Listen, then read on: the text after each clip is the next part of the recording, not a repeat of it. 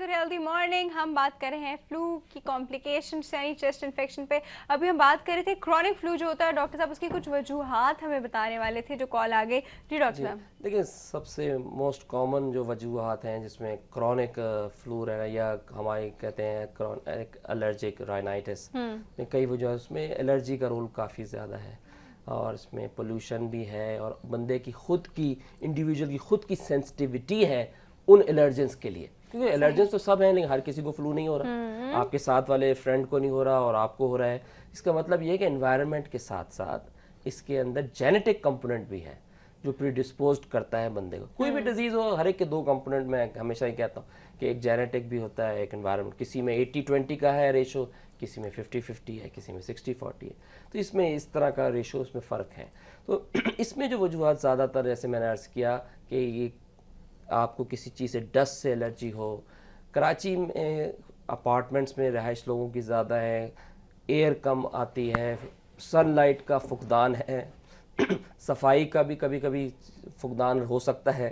उसमें सही। कॉकरोचेस और Oh बाकायदा yes. देखा गया रिसर्च में कि they are the transmitters of मतलब एलर्जिक रिस्पांस में। जी जी, लाइक डस्ट माइट्स आपने सुना, बहुत ही कॉमन है। इसी तरह जो है कॉकरोचेस का भी बहुत है कि सफाई होना और ये सब चीज़ें रिस्क फैक्टर्स हैं जो कि बंदे को प्रीडिस्पोज करते हैं कि बार बार नाक बंद होना और ये होना।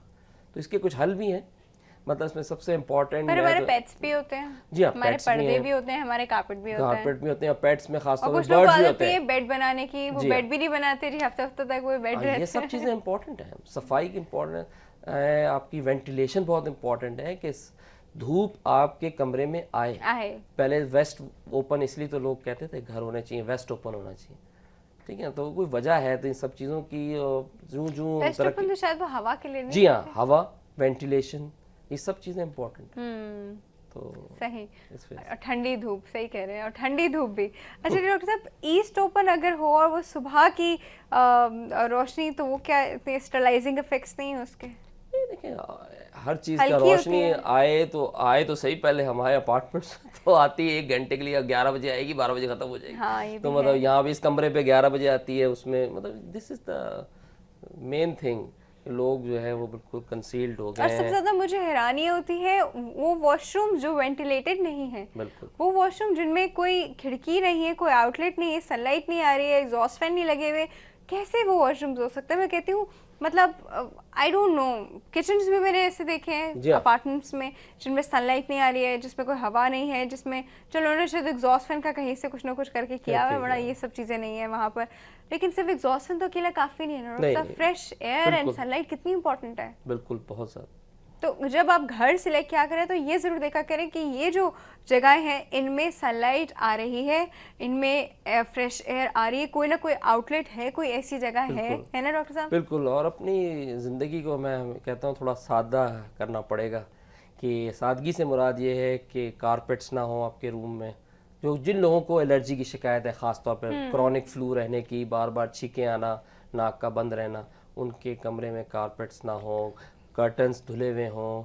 और अगर वो ब्लैंकेट्स निकालें तो पहले उसको धूप लगा के फिर लाएं अंदर। मतलब इस तरह के छोटे छोटे से प्रिकॉशंस जो हैं बहुत हेल्पफुल होते हैं कि बंदे को एकदम सर्दी आने से पहले ही, जो फ्लू का सीज़न शुरू होता है तो उसमें। और इसके अलावा कुछ वैक्सीन्स भी हैं जो कि हम देते हैं ऐसे लोगों को जो बार बार फ्लू के कैंडिडेट्स होते हैं या सांस की तकलीफ़ रखते हैं, अस्थमा रखते हैं फॉर एग्जांपल। तो उनको फ्लू वैक्सीन भी दी जाती है जो हर साल नई बन के आती है at the end of the September. क्योंकि हर साल फ्लू का जो वायरस है वो अपना स्ट्रेन चेंज करता है, म्यूटेट करता है। तो उसके हिसाब से एवरी ईयर बन के आती है। अब तो उसके साथ H1N1 को मिला के आती है तो और भी अच्छा है, जो कवर कर लेती है। स्वान फ्लू को भी कवर करती है वो। तो ठीक लेकिन है, वंस अ ईयर होती है वो, सही। एवरी अच्छा, ईयर। मतलब वो फ्लू वैक्सीन जो है वो स्वाइन फ्लू को भी कवर करेगी? उसके साथ एडिशनल आता है, लिखा हुआ आता है, वो कवर ओके, कर रहे हैं आजकल। ठीक है। अच्छा अब डॉक्टर साहब मुझे बताइए कि जब ये फ्लू कांस्टेंट रहता है कुछ लोगों जी हाँ, को, तो एक तो फॉर सम रीज़न एक बैड ब्रेथ का प्रॉब्लम होता है उन जी लोगों को बहुत ज़्यादा। जी जी दूसरा उनका गला बहुत ज़्यादा जी ख़राब रहने लगता है, उनकी आवाज़ चेंज हो जाती है फॉर सम जी रीज़न। जी, उनकी आवाज़ में एक अजीब सी रफनेस नहीं होती, स्मूथ रफनेस आवाज़ है। नहीं होती उनकी आवाज़ रफ होना शुरू हो जाती है। फिर उनका एक कंटिन्यूस, जैसे कहते हैं ना, उनको on end of recurrent fever रहता है। तो क्या मतलब है इनका बार बार इन्फेक्शन हो रहा है बॉडी में? देखिए इसमें दो बातें हैं। सबसे क्रॉनिक फ्लू रहने से नाक बंद रह रह के उसमें साथ में साइनसाइटिस होने का रिस्क बढ़ जाता है। सही। सही है, वही साइनस के करीब है, उनकी आउटलेट्स जो हैं, जो सुराख है, ओपनिंग है सारी साइनसेस की, वो तकरीबन नोज़ के अंदर ही हैं, जो मेजर साइनसेस, तो वो सारी जो है ब्लॉक होती हैं, तो वो गेट इन्फेक्टेड हो जाते हैं, उसमें फिर बंदे को दर्द ज़्यादा होता है। अगर यही नज़ला पीछे गिरता रहे हलक में, जिसको हम पोस्ट नेसल ड्रिप कहते हैं, ये भी बड़ा कॉमन है, तो ये जब गिर गिर के यही चीज़ खांसी का वजूद बन जाती है। It's one of the very important cause of पुरानी खांसी। तो हम पूछते हैं जी खांसी खांसी, तो कोई वजह हमें नहीं पता चलती।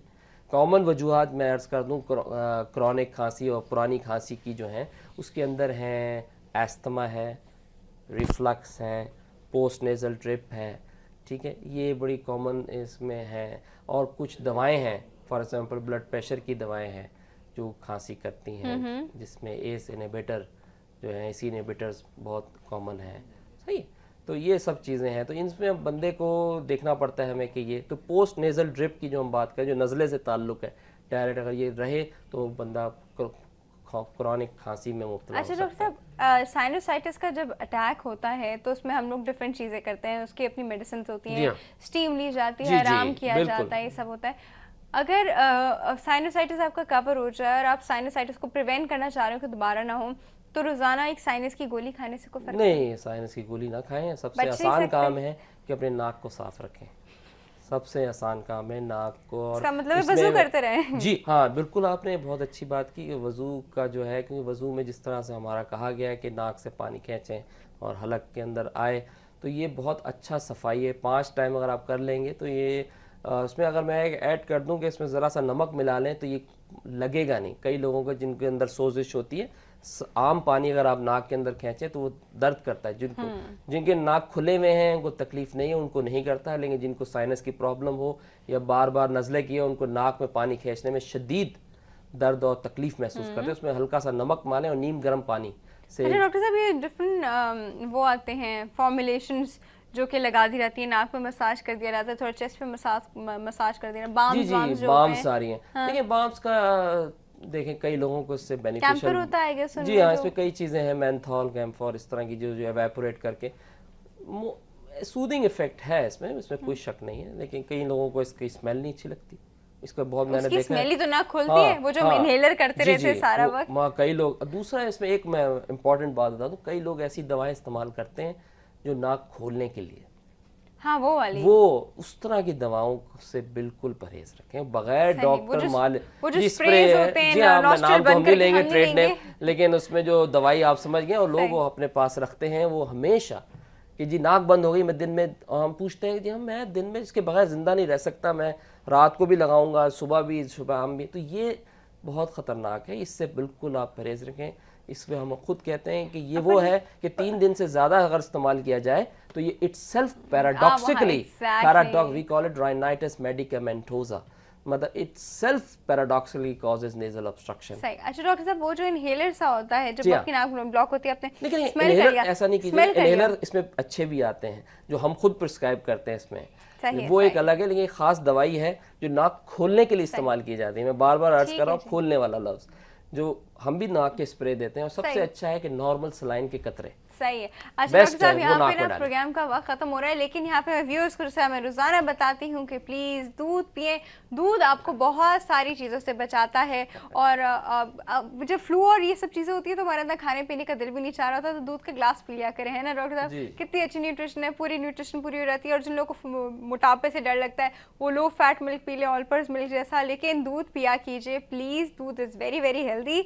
और हमारे प्रोग्राम का वक्त यहाँ खत्म हो रहा है। डॉक्टर साहब को मुझे थैंक यू कहना पड़ेगा। डॉक्टर साहब बहुत बहुत शुक्रिया आपके आने का। थैंक यू जी। बहुत अच्छी बातें की डॉक्टर साहब ने, लेकिन क्या करें, हम अपनी बातें भी कंटिन्यू नहीं कर सकते, कल फिर आएंगे ना, फिर और बातें करेंगे।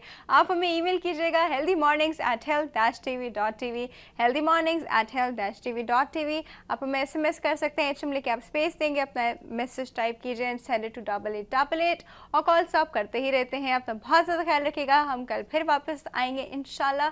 अल्लाह हाफिज़।